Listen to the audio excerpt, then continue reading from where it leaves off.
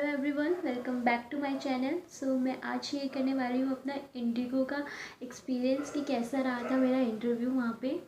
So first of all हमारे सारे resume submit हो गए थे, हमें टोकन नंबर मिलने वाला था। हमें टोकन नंबर मिला था, मेरा नंबर कुछ 200 समथिंग था। फिर उसके बाद हमें एक हॉल में बिठा दिया गया था कि अपनी बारी का वेट करें।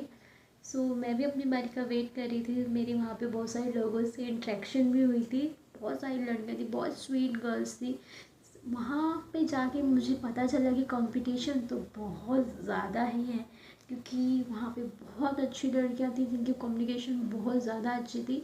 आप वहाँ जाके हमेशा एक बार ये ज़रूर फील करते हैं कि आप बहुत डिमोटिवेट होते हो, क्योंकि आपको लगता है कि ये बहुत अच्छा कैंडिडेट है, ये आपसे अच्छा कर लेगा, या ये मुझसे ज़्यादा बेहतर है, इसकी ग्रूमिंग अच्छी है, इसका अटायर इतने बेस्ट है। तो ऐसी फीलिंग तो ये हमेशा सबको ही आती है। मुझे भी ये फीलिंग बहुत आई थी उस टाइम पे, पर मैंने ये फीलिंग अपने मन में इतनी आने नहीं दी, क्योंकि मुझे कहीं ना कहीं पता था कि मैं अगर ये मन में अपने ये फीलिंग ले आऊँगी तो मैं और ज़्यादा डिमोटिवेट फील करूँगी। तो ये फीलिंग मैंने अपने मन के अंदर आने नहीं दी इतनी, और मैं अपने ही प्रिपरेशन कर रही थी कि और जब भी मैम कुछ पूछ रही थी ना किसी और कैंडिडेट से कि क्या why should be hire you, why you want to become a cabin crew, what is motivate you, तो मैं वो सुन रही थी। और जैसे वो कुछ क्वेश्चन पूछती किसी और कैंडिडेट से, मैं अपने आंसर बनाने लग जाती कि ये क्वेश्चन मेरे से भी पूछ सकती है मैम, तो मैं इसका आंसर कैसे दूंगी और मैं कितने अच्छे से बताऊंगी उनको। तो मैं ये क्वेश्चन के आंसर अपने मन में बनाती थी ये सारे। तो मैं ऐसे करते करते सारे बैचेस में से कुछ ना कुछ स्टूडेंट्स सेलेक्ट हो रहे थे। तो कभी एक होते थे, कभी कभी दो होते थे, और कभी कभी होते ही नहीं थे। तो कंपटीशन तो बहुत था, और डर भी मुझे बहुत था कि इसको नहीं लिया, इसने तो इतना अच्छा आंसर बोला है, इसको तो लेना ही चाहिए था। बट वहाँ पे आपकी सिर्फ कम्युनिकेशन नहीं देखी जाती, आपका ग्रूमिंग, आपका अटायर, आपका बॉडी पोस्चर, आपका जेस्चर, आपका पोजीशन, सब चीज़ नोटिस किए जाते हैं। आपको सब एक चीज़ पे लिया जाता है। अगर आपके अंदर एक भी क्वालिटी है, आपका जेस्चर बहुत अच्छा लग रहा है, आपको बॉडी पोस्चर अच्छा लग रहा है, तो वो आपको ले लेते हैं। ऐसे होता है फर्स्ट राउंड। तो मेरा फर्स्ट राउंड आया, मुझसे पूछा गया था कि आप अपनी स्ट्रेसफुल सिचुएशन में आप क्या करते हो। तो मैंने जो भी तैयार किया था इस आंसर के लिए, वो मैंने उनको सब बता दिया कि मैं मेडिटेशन करती हूँ, मैं गाने सुनती हूँ, मैं डांस करती हूँ, जो भी मेरी हॉबीज़ है मैं वो सारी चीज़ें करती हूँ। इसको मैंने अच्छे से इलेबोरेट करके, अच्छे से अपने एक्सप्रेशन वगैरह का सबका ध्यान देते हुए मैंने ये आंसर दे दिया था उनको। तो फिर सबसे एक एक बारी करके उन्होंने पूछा, और बाद में उन्होंने कहा कि Sanjana you are selected for a first round. तो मुझे बहुत ज़्यादा खुशी हुई थी कि एटलीस्ट मैं फ़र्स्ट राउंड के लिए तो सिलेक्ट हो चुकी हूँ। उसके बाद था मेडिकल राउंड। उन्होंने एक फॉर्म फिल करने के लिए दिया था, मैंने फॉर्म फिल किया, जिसके वो भी मैंने क्लियर कर चुकी थी। फिर उसके बाद एक थर्ड राउंड था जो वर्चुअल राउंड था, उसमें वीडियो कॉल के थ्रू हमसे इंटरेक्शन होगी एचआर की। हमारा थर्ड राउंड एचआर के साथ था। तो हमारा एचआर के साथ जब राउंड हुआ तो उन्होंने हमसे पूछा कि आप कैबिन क्रू क्यों बनना चाहते हो। तो उसका आंसर भी सेम है, आपके पास जो भी है आप क्यों बनना चाहते हैं, आप उसको अच्छे से इलेबोरेट करके आंसर, को भी आंसर चाहिए वो कमेंट डाउन, मैं उनको आंसर पीडीएफ के फॉर्म में भेज दूँगी, या फिर मैं इसकी कोई सेपरेट वीडियो बनाऊँगी कि मेरे कैसे क्वेश्चन आंसर थे इंटरव्यू पे।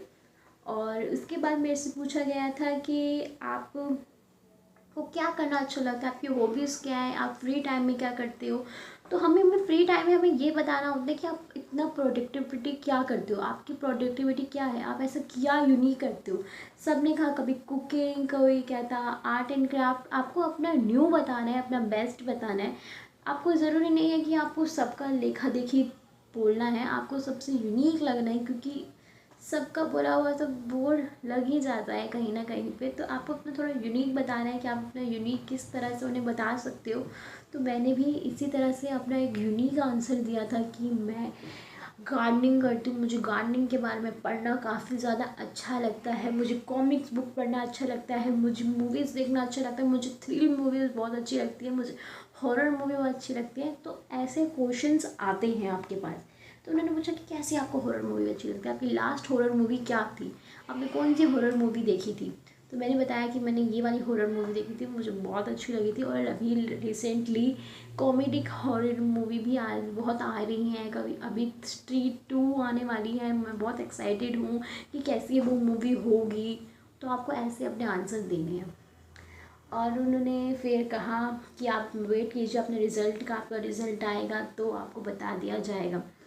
तो फिर मैं अपने रिज़ल्ट का वेट कर रही थी कि कब मेरा रिज़ल्ट आएगा।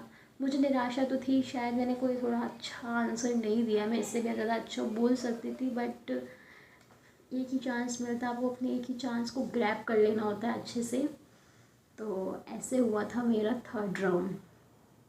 तो मैं अपना फोर्थ राउंड का वेट जब मैं फोर्थ राउंड के लिए सिलेक्ट हुई, उन्होंने बोला कि Sanjana you are selected for fourth round. तो मैं बहुत ज़्यादा एक्साइटेड हो गई थी कि फाइनली मैं फोर्थ राउंड के लिए सिलेक्ट हो चुकी हूँ।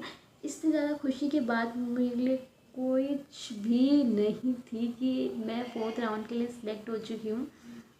उन्होंने बोला कि एचआर को आने में भी 1 घंटा लगेगा, आप तब तक बाहर घूम के आ जाइए या कुछ खा लीजिए, आप सुबह से वेट कर रहे हैं अपने इंटरव्यू का। तो मैं तो इतनी एक्साइटेड थी, मेरा कहीं जाने का मन नहीं था कि मैं चाहती थी ये अपॉर्चुनिटी मेरे हाथ से कहीं ना जाए।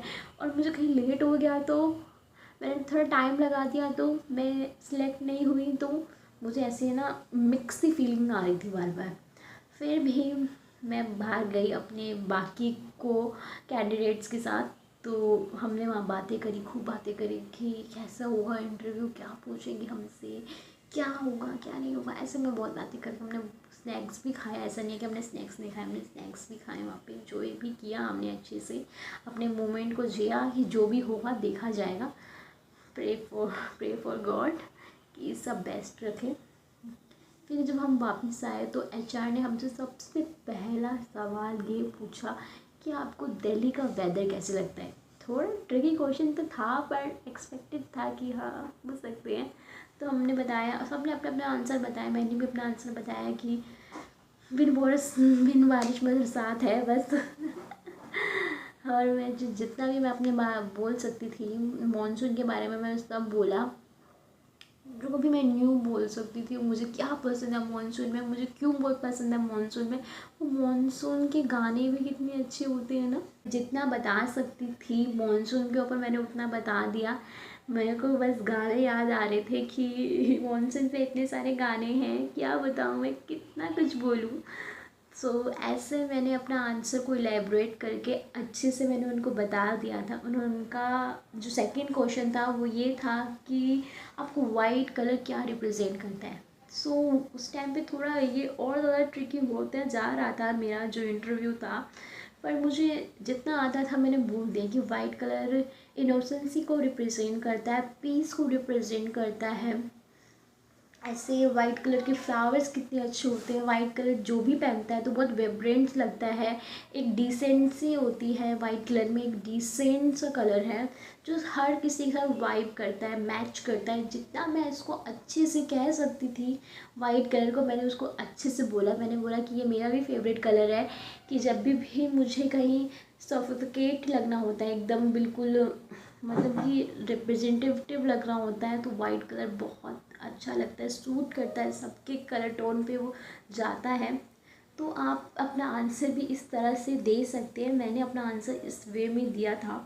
मुझे ऐसा कहीं ना कहीं लगा कि मैं इसको और अच्छे से इन्हेंस कर सकती थी, बट मैं नहीं कर पाई क्योंकि एट द स्पॉट ये जो क्वेश्चन था ना, है बोलने को बहुत ईजी है बट कभी कभार आपका माइंड ना वर्क नहीं करता है उस हिसाब से।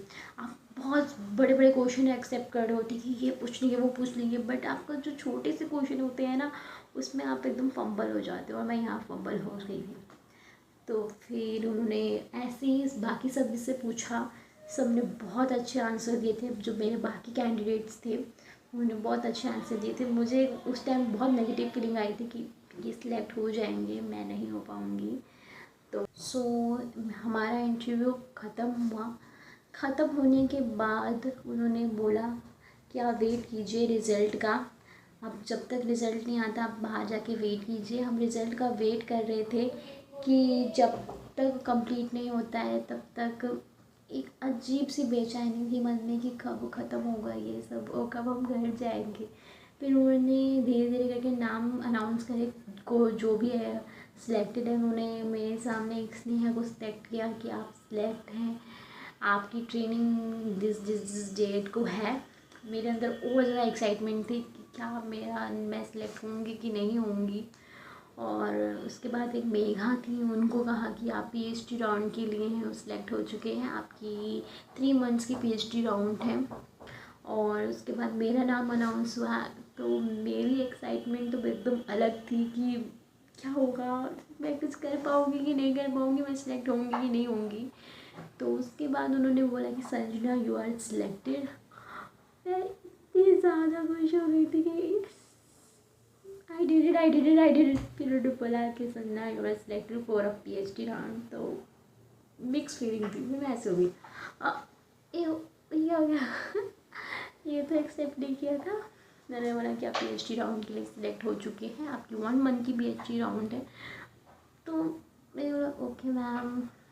मैं उस टाइम तो ओके मैम था और मेरा कुछ नहीं था, क्योंकि मैं एकदम फाइनल नहीं थी कि मुझे लेनी चाहिए कि नहीं लेनी चाहिए पीएचडी राउंड 1 मंथ का।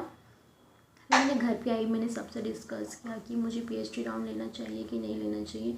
तो मुझे सब ने सजेस्ट किया कि नहीं, आपको नहीं लेना चाहिए पीएचडी राउंड, क्योंकि पीएचडी राउंड में कंफर्म नहीं है कि उसके बाद आपकी ट्रेनिंग स्टार्ट होगी कि नहीं होगी। सो इस पूरा प्रोसेस के बाद ये सारा प्रोसेस के बाद मैं इस रिज़ल्ट पे निकली हूँ कि मैं पीएचडी राउंड नहीं करूँगी, क्योंकि मैं अपना 1 मंथ वेस्ट नहीं करूँगी। मैं अपना 1 मंथ को यूटिलाइज़ करूँगी, मैं अपने आप को और इन्हेंस करूँगी और अपने कम्युनिकेशन पे वर्क करूँगी, अपनी ग्रूमिंग पे वर्क करूँगी, ताकि मैं नेक्स्ट टाइम डायरेक्ट सिलेक्ट हो जाऊँ। क्योंकि कहीं ना कहीं मुझे एक ब्रेक लग जाएगा, मुझे उम्मीद भी रहेगी कि मैं सिलेक्ट हूँ भी नहीं भी हूँ। और पीएचडी राउंड बुरा नहीं है, अच्छा है, पर मैं चाहती हूँ कि मैं अपने 1 मंथ को ना एकदम डायरेक्ट सिलेक्ट होने में यूटिलाइज़ करूँ, ना कि ब्रेक लेगी, क्योंकि क्लासेस रोज़ नहीं होंगी, क्लासेस कभी कभी होंगी। तो मैं चाहती हूँ कि मैं अपना पैसा वहाँ वेस्ट करने से अच्छा मैं ट्रेनिंग में वेस्ट करूँ तो ज़्यादा बेहतर है। तो मैंने ये डिसाइड किया है कि मैं अभी दोबारा और प्रैक्टिस करूँगी, मैं दोबारा इंटरव्यू पे देने जाऊँगी, और मैं जब तक सिलेक्ट नहीं हो जाती तब तक मैं हार नहीं मानूँगी।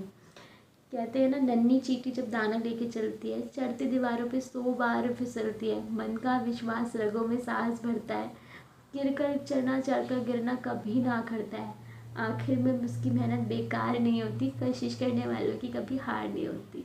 तो ऐसे ही मैं भी कोशिश करती रहूँगी, हार नहीं मानूँगी। जब तक मैं सिलेक्ट नहीं हो जाती मैं ऐसी ही वीडियोस बनाती रहूँगी, आपको मोटिवेट भी करती रहूँगी, आपको भी करती रहूँगी और ख़ुद भी मोटिवेट होती रहूँगी। इसी के साथ मैं अभी के लिए बाय कहती हूँ। कुछ भी मुझे न्यू अपडेट मिलेगा, न्यू इसके रिगार्डिंग, मैं आपको ज़रूर बताऊँगी। तब तक के लिए बाय।